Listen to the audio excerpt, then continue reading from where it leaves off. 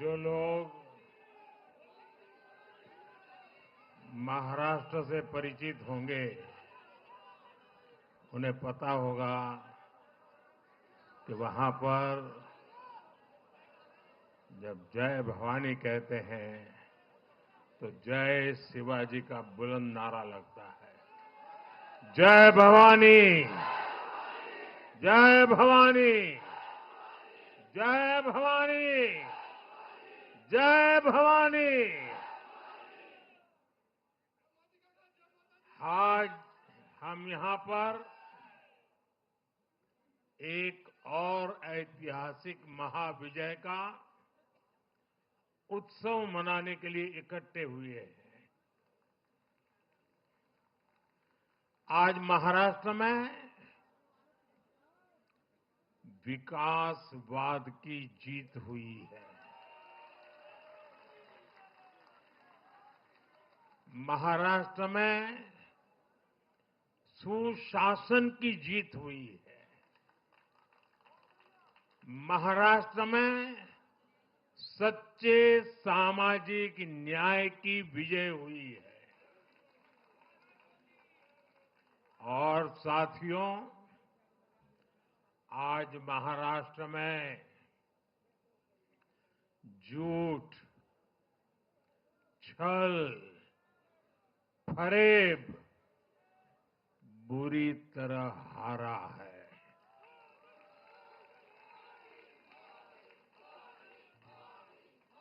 विभाजनकारी ताकतें हारी है।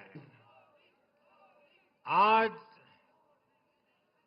नेगेटिव पॉलिटिक्स की पराजय हुई है। आज परिवारवाद की हार हुई है। आज महाराष्ट्र ने विकसित भारत के संकल्प को और मजबूत किया है। मैं देश भर के भाजपा के, एनडीए के सभी कार्यकर्ताओं को बहुत बहुत बधाई देता हूं, उन सबका अभिनंदन करता हूं।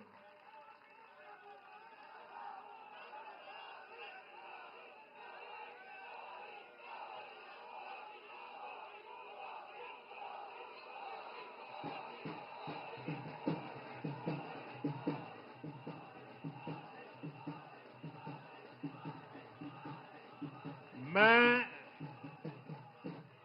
श्री एकनाथ शिंदे जी,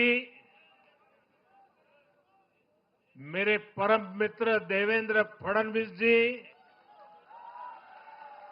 भाई अजीत पवार जी, उन सब की भी भूरी भूरी प्रशंसा करता हूं। साथियों, आज देश के अनेक राज्यों में उपचुनावों के भी नतीजे आए हैं। नड्डा जी ने विस्तार से बताया है, इसलिए मैं विस्तार में नहीं जा रहा हूं। लोकसभा की भी हमारी एक सीट और बढ़ गई है।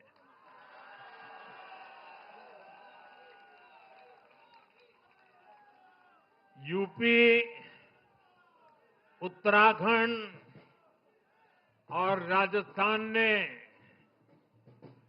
भाजपा को जमकर समर्थन दिया है।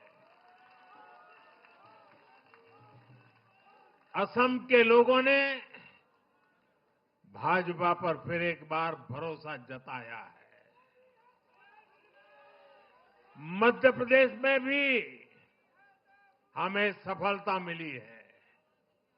बिहार में भी एनडीए का समर्थन बढ़ा है।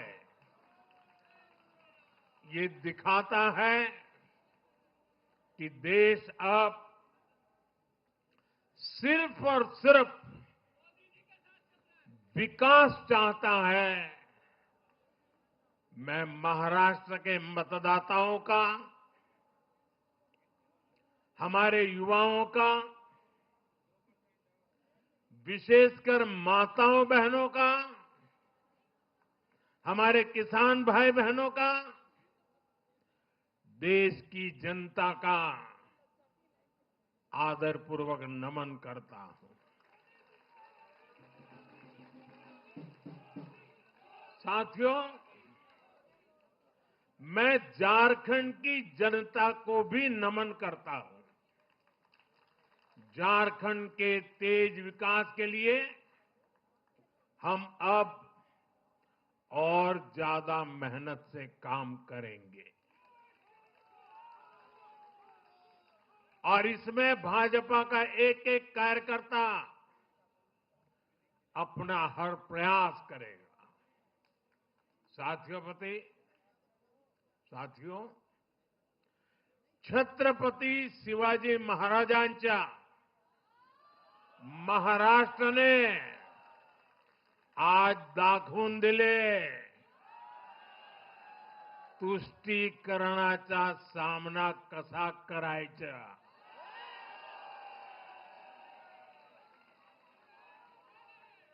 छत्रपती शिवाजी महाराज,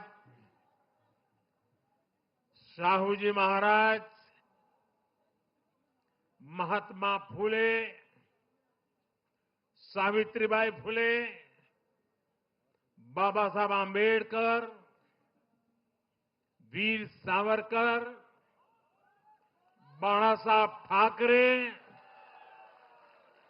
ऐसे महान व्यक्तित्वों की धरती ने इस बार पुराने सारे रिकॉर्ड तोड़ दिए।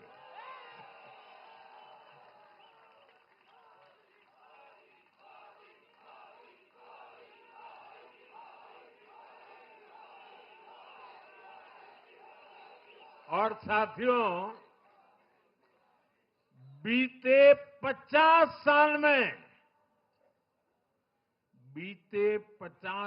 में किसी भी पार्टी या किसी भी प्री पोल अलायंस के लिए ये सबसे बड़ी जीत है। 50 साल के बाद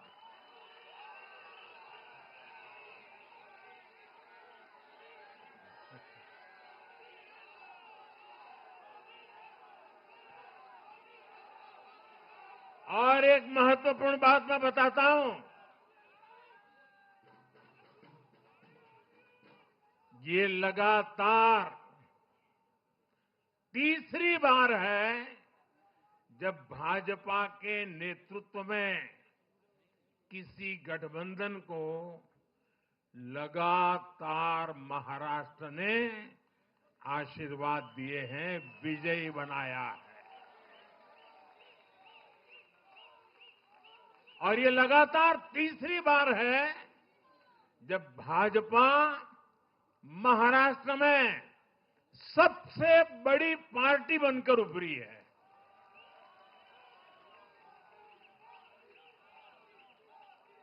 साथियों, ये निश्चित रूप से ऐतिहासिक है। ये भाजपा के गवर्नेंस मॉडल पर मुहर है।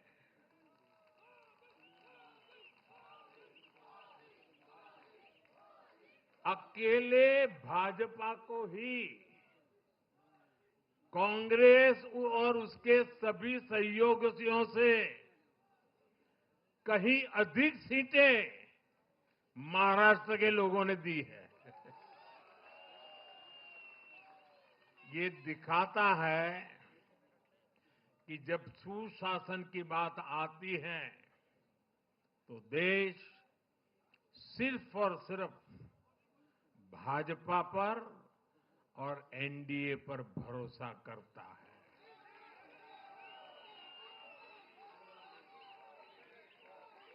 साथियों, एक और बात है जो आपको और खुश कर देगी। महाराष्ट्र देश का छठा राज्य है जिसने भाजपा को लगातार 3 बार जनादेश दिया है।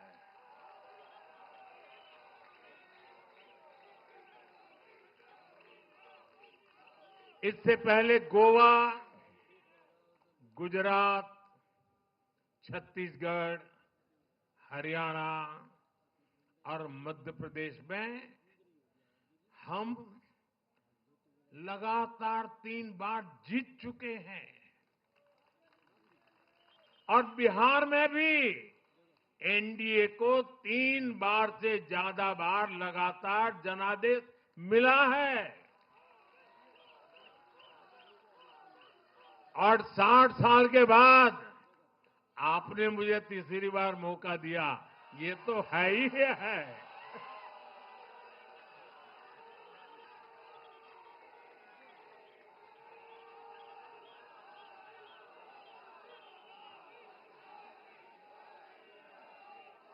ये जनता का हमारे सुशासन के मॉडल पर विश्वास है और इस विश्वास को बनाए रखने में हम कोई कोर कसर बाकी नहीं रखेंगे। साथियों, मैं आज महाराष्ट्र की जनता जनार्दन का विशेष अभिनंदन करना चाहता हूं। लगातार तीसरी बार स्थिरता को चुनना, ये महाराष्ट्र के लोगों की सूझबूझ को दिखाता है। हां, बीच में जैसा अभी नड्डा जी ने विस्तार से कहा था, कुछ लोगों ने धोखा करके अस्थिरता पैदा करने की कोशिश की, लेकिन महाराष्ट्र ने उनको नकार दिया है और उस पाप की सजा मौका मिलते ही दे दी है।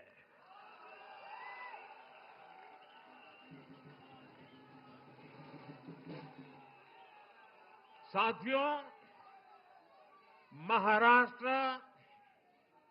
इस देश के लिए एक तरह से बहुत महत्वपूर्ण ग्रोथ इंजन है। इसलिए महाराष्ट्र के लोगों ने जो जनादेश दिया है, वो विकसित भारत के लिए बहुत बड़ा आधार बनेगा। वो विकसित भारत के संकल्प की सिद्धि का आधार बनेगा। साथियों, हरियाणा के बाद महाराष्ट्र के चुनाव का भी सबसे बड़ा संदेश है एकजुटता। एक है तो एक है तो एक है तो ये आज देश का महामंत्र बन चुका है। कांग्रेस और उसको इकोसिस्टम, उन्होंने सोचा था कि संविधान के नाम पर झूठ बोलकर, आरक्षण के नाम पर झूठ बोलकर एससी, एसटी, ओबीसी को छोटे छोटे समूह में बांट देंगे। वो सोचते थे सब बिखर जाएंगे। कांग्रेस और उसके साथियों की साजिश को महाराष्ट्र ने सिरे से खारिज कर दिया है। महाराष्ट्र ने डंके की चोट पर कहा है, एक है तो एक है तो एक है तो सेब है के भाव ने जाति, धर्म, भाषा और क्षेत्र के नाम पर लड़ाने वालों को सबक सिखाया है, सजा की है।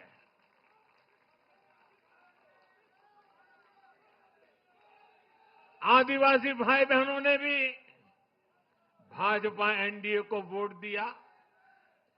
ओबीसी भाई बहनों ने भी भाजपा एनडीए को वोट दिया।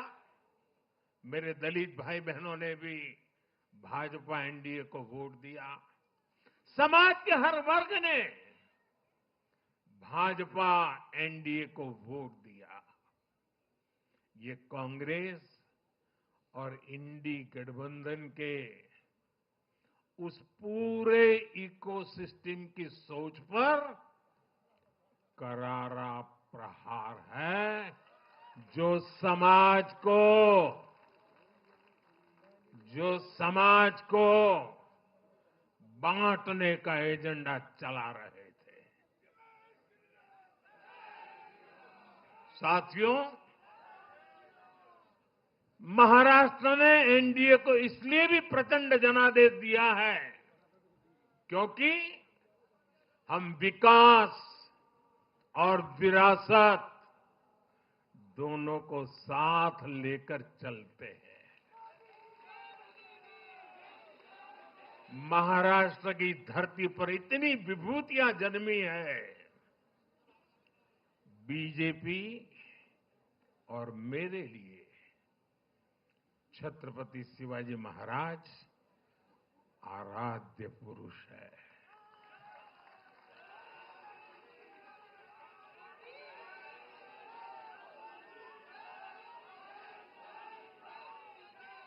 धर्मवीर छत्रपति संभाजी महाराज हमारी प्रेरणा है।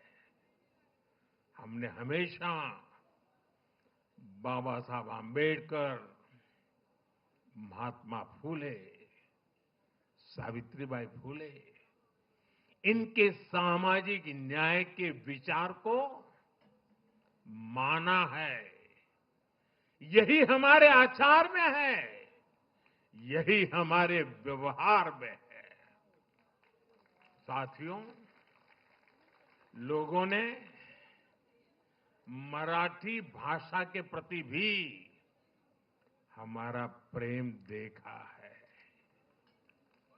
कांग्रेस को वर्षों तक मराठी भाषा की सेवा का मौका मिला, लेकिन इन लोगों ने इसके लिए कुछ नहीं किया। हमारी सरकार ने मराठी को क्लासिकल लैंग्वेज का दर्जा दिया। मातृभाषा का सम्मान, संस्कृतियों का सम्मान और इतिहास का सम्मान हमारे संस्कार में है, हमारे स्वभाव में है।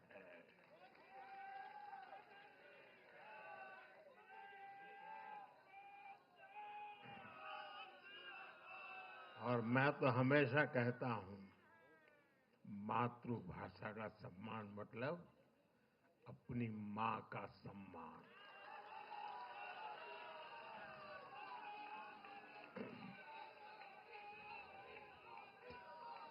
और इसलिए मैंने विकसित भारत के निर्माण के लिए लाल किले की प्राचीर से पंच प्राणों की बात की। हमने इसमें विरासत पर गर्व को भी शामिल किया।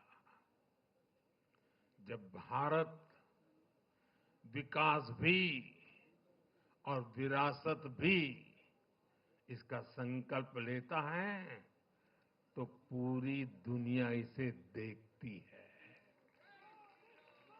आज विश्व हमारी संस्कृति का सम्मान करता है।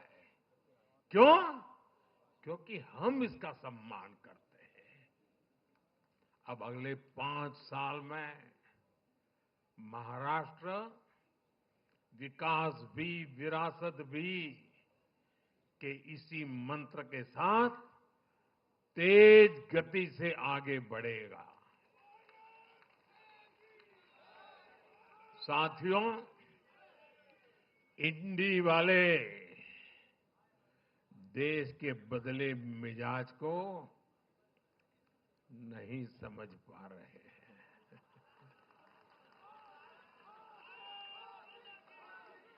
ये लोग सच्चाई को स्वीकार करना ही नहीं चाहते। ये लोग आज भी भारत के सामान्य वोटर के विवेक को कम करके आंकते हैं। देश का वोटर, देश का मतदाता अस्थिरता नहीं चाहता।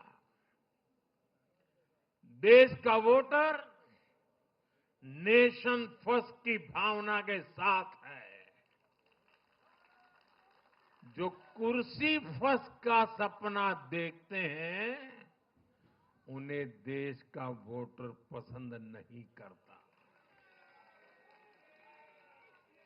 साथियों, देश के हर राज्य का वोटर दूसरे राज्यों की सरकारों का आकलन भी करता है। वो देखता है कि जो एक राज्य में बड़े बड़े प्रॉमिस करते हैं, उनकी परफॉर्मेंस दूसरे राज्य में कैसी है। महाराष्ट्र की जनता ने भी देखा कि कर्नाटका, तेलंगाना और हिमाचल में कांग्रेस सरकारें कैसे जनता से विश्वासघात कर रही है। ये आपको पंजाब में भी देखने को मिलेगा।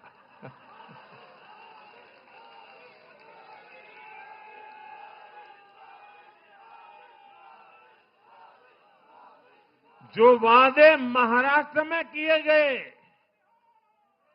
उनका हाल दूसरे राज्यों में क्या है। इसलिए कांग्रेस के पाखंड को जनता ने खारिज कर दिया है। कांग्रेस ने जनता को गुमराह करने के इसके लिए जो दूसरे राज्यों के अपने मुख्यमंत्री तक मैदान में उतारे, तब भी इनकी चाल सफल हो नहीं पाई। इनके ना तो झूठे वादे चले और ना ही खतरनाक एजेंडा चला। साथियों, आज महाराष्ट्र के जनादेश का एक और संदेश है। पूरे देश में सिर्फ और सिर्फ एक ही संविधान चलेगा।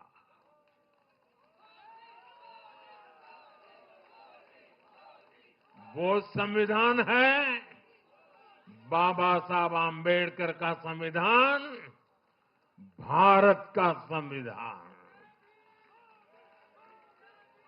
जो भी सामने या पर्दे के पीछे देश में दो संविधान की बात करेगा, उसको देश पूरी तरह से नकार देगा। कांग्रेस और उसके साथियों ने जम्मू कश्मीर में फिर से आर्टिकल 370 की दीवार बनाने का प्रयास किया।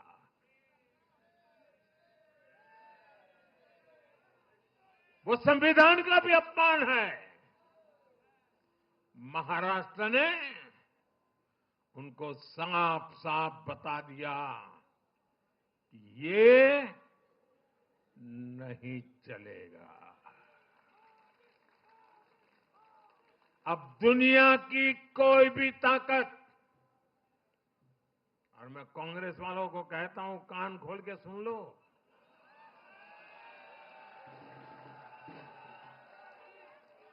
उनके साथियों को भी कहता हूं,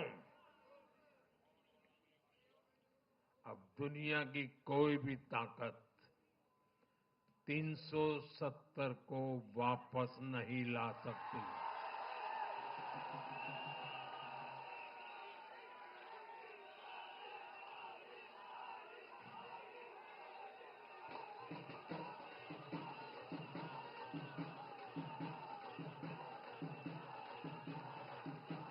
साथियों, महाराष्ट्र के इस चुनाव ने इंडी वालों का या गाड़ी वालों का दो मुहा चेहरा भी देश के सामने खोल करके रख दिया है। हम सब जानते हैं बाला साहब ठाकरे का इस देश के लिए, समाज के लिए बहुत बड़ा योगदान रहा है। कांग्रेस ने सत्ता के लालच में उनकी पार्टी के एक धड़े को साथ में तो ले लिया, तस्वीरें भी निकाल दी, लेकिन कांग्रेस का कोई नेता बाला साहब ठाकरे की नीतियों की कभी भी प्रशंसा नहीं कर सकती। और इसलिए मैंने अघाड़ी में कांग्रेस के साथी दलों को चुनौती दी थी कि वो कांग्रेस से बाला साहब ठाकरे की नीतियों की तारीफ में कुछ शब्द जरा बुलवा करके दिखाएं। आज तक वो ये नहीं कर पाए हैं। मैंने दूसरी चुनौती वीर सावरकर जी को लेकर के दी थी। कांग्रेस के नेतृत्व ने लगातार पूरे देश में वीर सावरकर का अपमान किया है, उन्हें गालियां दी है। महाराष्ट्र में वोट पाने के लिए इन लोगों ने टेम्पररी वीर सावरकर जी को जरा टेम्पररी गाली देना उन्होंने बंद किया है। लेकिन वीर सावरकर के तप त्याग के लिए उनके मुंह से एक बार भी सत्य नहीं निकला। और यही इनका दो मुहापन है। ये दिखाता है कि उनकी बातों में कोई दम नहीं है। उनका मकसद सिर्फ और सिर्फ वीर सावरकर को बदनाम करना है। साथियों, भारत की राजनीति में अब कांग्रेस पार्टी परजीवी बनकर रह गई है।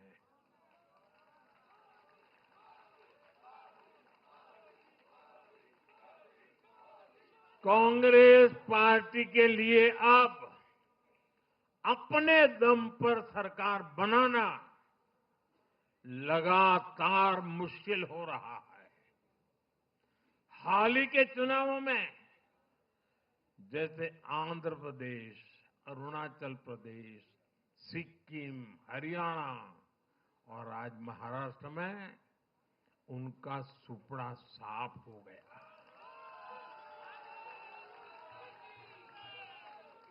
कांग्रेस की घिसी पीटी विभाजनकारी राजनीति फेल हो रही है, लेकिन फिर भी कांग्रेस का अहंकार देखिए। उसका अहंकार 7वें आसमान पर है। सच्चाई ये है कि कांग्रेस अब एक परजीवी पार्टी बन चुकी है। कांग्रेस सिर्फ अपनी ही नहीं बल्कि अपने साथियों की नाव को भी डुबो देती है। आज महाराष्ट्र में भी हमने यही देखा है। महाराष्ट्र में कांग्रेस और उसके गठबंधन ने महाराष्ट्र की हर 5 में से 4 सीट हार गई। अघाड़ी के हर घटक का स्ट्राइक रेट 20% से भी नीचे है। ये दिखाता है कि कांग्रेस खुद भी डूबती है और दूसरों को भी डुबोती है। महाराष्ट्र में सबसे ज्यादा सीटों पर कांग्रेस चुनाव लड़ी, उतनी ही बड़ी हार इनके सहयोग वालों को भी मिली।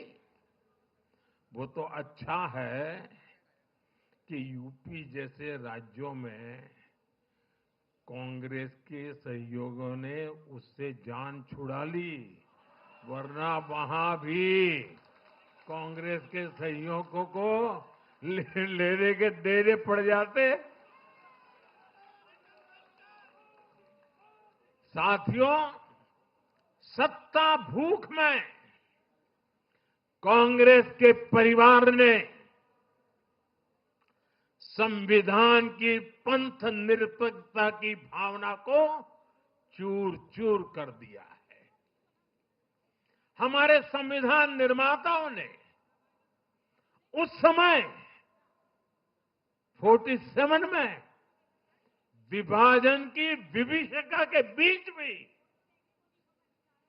हिंदू संस्कार और परंपरा को जीते हुए पंथ निरपेक्षता की राह को चुना था। तब देश के महापुरुषों ने संविधान सभा में जो डिबेट की थी, उसमें भी इसके बारे में बहुत विस्तार से चर्चा हुई थी। लेकिन कांग्रेस के इस परिवार ने झूठे सेक्युलरिज्म के नाम पर उस महान परंपरा को तबाह करके रख दिया है। कांग्रेस ने तुष्टीकरण का जो बीज बोया, वो संविधान निर्माताओं के साथ बहुत बड़ा विश्वासघात है। और ये विश्वासघात मैं बहुत जिम्मेवारी के साथ बोल रहा हूं। संविधान के साथ इस परिवार का विश्वासघात है। दशकों तक कांग्रेस ने देश में यही खेल खेला। कांग्रेस ने तुष्टीकरण के लिए कानून बनाए,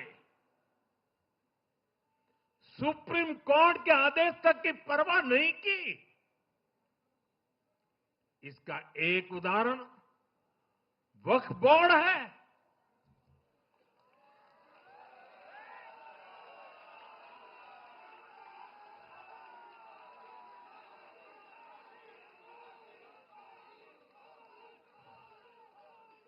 दिल्ली के लोग तो चौंक जाएंगे। हालात ये थी कि 2014 में इन लोगों ने सरकार से जाते जाते दिल्ली के आसपास की अनेक संपत्तियां वक्फ बोर्ड को सौंप दी थी।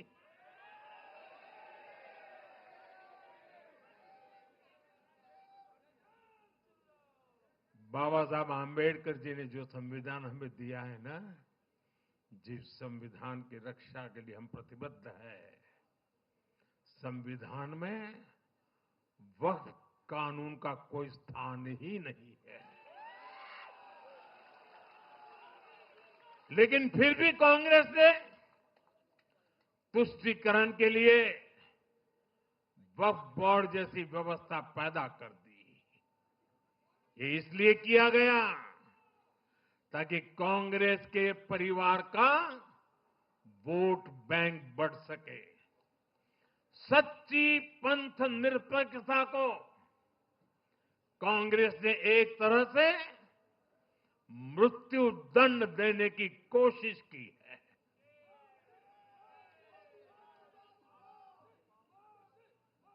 साथियों, कांग्रेस के शाही परिवार की सत्ता भूख इतनी विकृति हो गई है कि उन्होंने सामाजिक न्याय की भावना को भी चूर चूर कर दिया है। एक समय था जब कांग्रेस के नेता इंदिरा जी समेत खुद जात पात के खिलाफ बोलते थे, पब्लिकली लोगों को समझाते थे, एडवर्टाइजमेंट छापते थे। लेकिन आज यही कांग्रेस और कांग्रेस का एक परिवार खुद की सत्ता भूख को शांत करने के लिए जातिवाद का जहर फैला रहा है। इन लोगों ने सामाजिक न्याय का गला घोंट दिया है। साथियों, एक परिवार की सत्ता भूख इतने चरम पर है कि उन्होंने खुद की पार्टी को ही खा लिया है।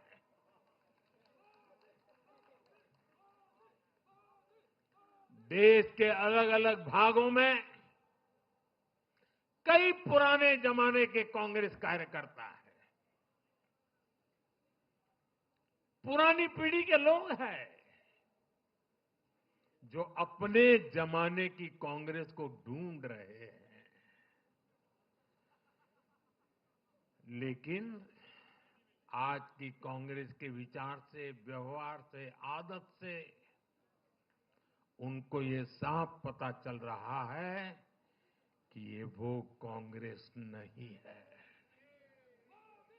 इसलिए कांग्रेस में आंतरिक रूप से असंतोष बहुत ज्यादा बढ़ रहा है।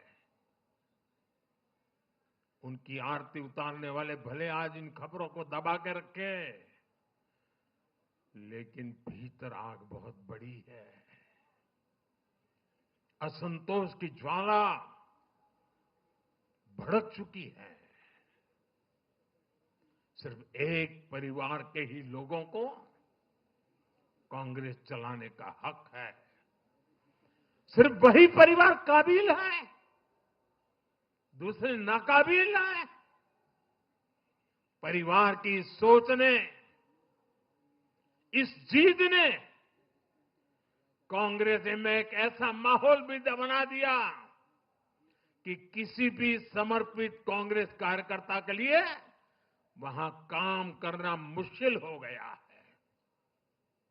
आप सोचिए, कांग्रेस पार्टी की प्राथमिकता आज सिर्फ और सिर्फ परिवार है। देश की जनता उनकी प्राथमिकता नहीं है। और जिस पार्टी की प्राथमिकता जनता न हो, वो लोकतंत्र के लिए बहुत ही नुकसानदायी होती है। साथियों, कांग्रेस का परिवार सत्ता के बिना जी नहीं सकता। चुनाव जीतने के लिए लोग कुछ भी कर सकते हैं। दक्षिण में जाकर उत्तर को गाली देना, उत्तर में जाकर के दक्षिण को गाली देना, और विदेश में जाकर देश को गाली देना।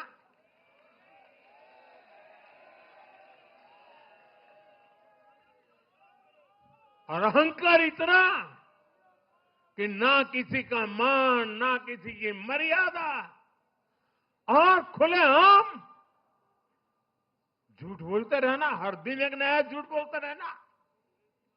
यही कांग्रेस और उसके परिवार की सच्चाई बन गई है। आज कांग्रेस का अर्बन नक्सलवाद भारत के सामने एक नई चुनौती बनकर खड़ा हो गया है।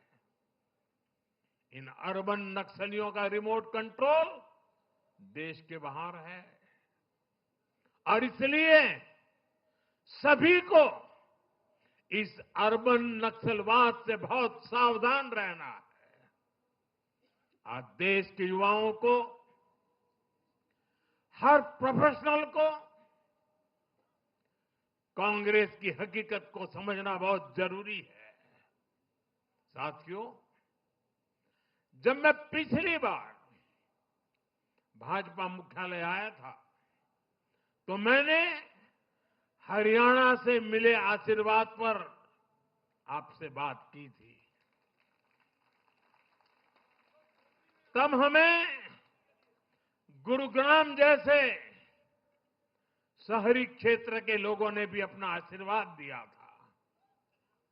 अब आज मुंबई ने, पुणे ने, नागपुर ने, महाराष्ट्र के ऐसे सभी बड़े शहरों ने अपनी स्पष्ट राय रखी है।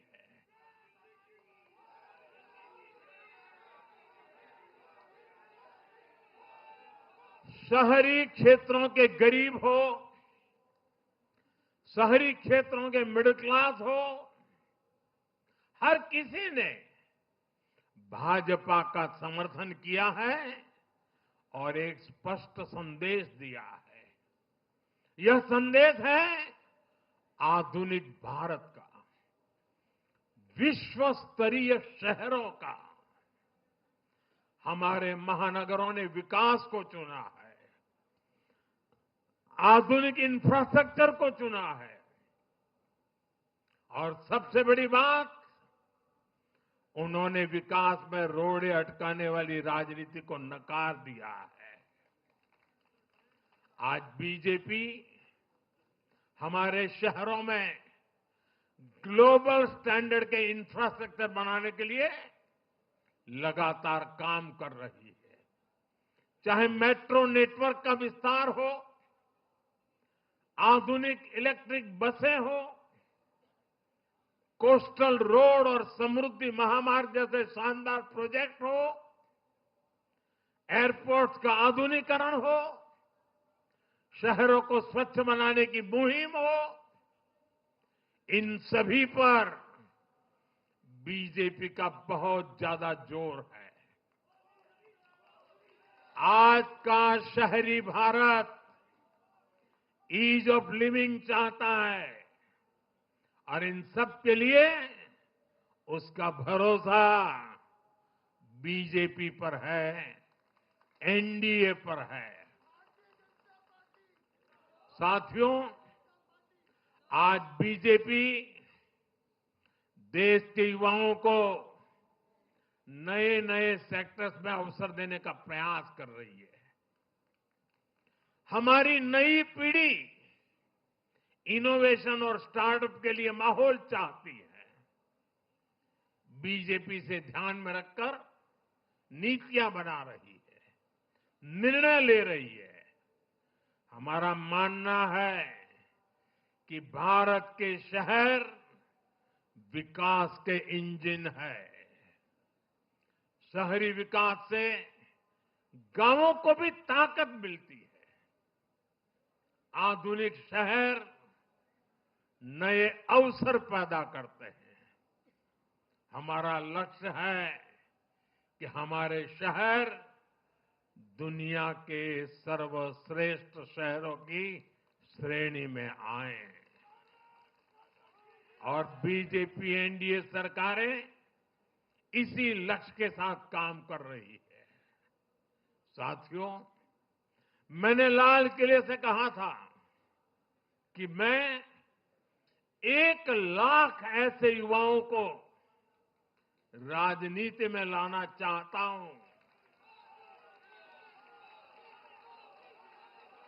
जिनके परिवार का राजनीति से कोई संबंध नहीं। आज एनडीए के अनेक ऐसे उम्मीदवारों को मतदाताओं ने समर्थन दिया है। मैं इसे बहुत शुभ संकेत मानता हूं। साथियों, अरे चुनाव आएंगे जाएंगे, लोकतंत्र में जय पराजय भी चलती रहेगी, लेकिन भाजपा का एनडीए का ध्येय सिर्फ चुनाव जीतने तक सीमित नहीं है। हमारा ध्येय सिर्फ सरकार बनाने तक सीमित नहीं है। हम देश बनाने के लिए निकले हैं। हम विकसित भारत बनाने के लिए निकले हैं। भारत का हर नागरिक, एनडीए का हर कार्यकर्ता, भाजपा का हर कार्यकर्ता दिन रात इसमें जुटा है। हमारी जीत का उत्साह हमारे इस संकल्प को और मजबूत करता है। हमारे जो प्रतिनिधि चुनकर आए हैं वो इसी संकल्प के लिए प्रतिबद्ध है। हमें देश के हर परिवार का जीवन आसान बनाना है। हमें सेवक बनकर, और ये मेरे जीवन का मंत्र है, हमें सेवक बनकर देश के हर नागरिक की सेवा करनी है। हमें उन सपनों को पूरा करना है जो देश की आजादी के मतवालों ने भारत के लिए देखे थे। हमें मिलकर विकसित भारत का सपना साकार करना है। सिर्फ 10 साल में हमने भारत को दुनिया की 10वीं सबसे बड़ी इकोनॉमी से दुनिया की 5वीं सबसे बड़ी इकोनॉमी बना दिया।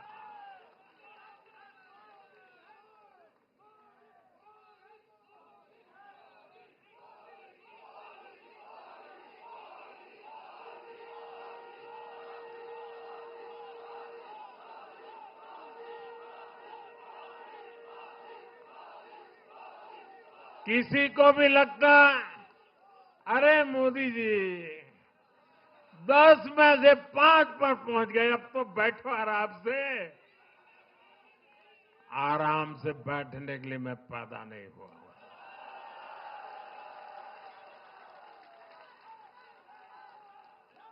वो दिन दूर नहीं जब भारत दुनिया की तीसरी सबसे बड़ी अर्थव्यवस्था बन के रहेगा।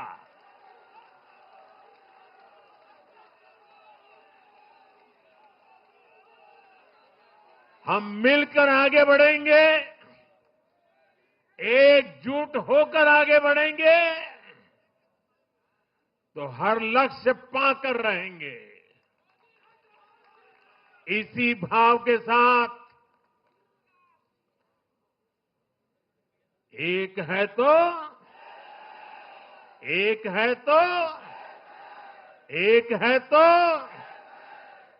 मैं एक बार फिर आप सभी को बहुत बहुत बधाई देता हूं। देशवासियों को बधाई देता हूं। महाराष्ट्र के लोगों को विशेष बधाई देता हूं। मेरे साथ बोलिए, भारत माता की, भारत माता की, भारत माता की, भारत माता की, भारत माता की। वंदे वंदे वंदे वंदे वंदे वंदे वंदे वंदे। बहुत बहुत धन्यवाद।